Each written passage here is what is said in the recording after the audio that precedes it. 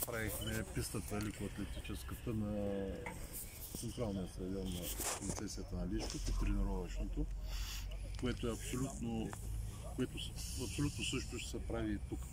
Тогава терена там беше естествен, не сме имали намеса по терена, но цялата писта с дренажите, с основата асфалтиран тушен камък, с асфалта и тартановата настилка сме правили ние под ръководство на един консултант от Германия, от един Хан се казваше, който имаше много голям опит в строителство на такива неща и придаде такъв и на нас. И аз се радвам тук, че за пореден път не се гласува такова доверие, такъв все пак емблематичен, нали, обект на град Сливен се реализира и участници сме ние, нали, изпълнители.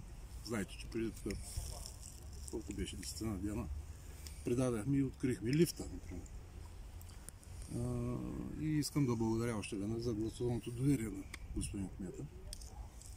И се надявам, че много успешно ще приключим и този обект.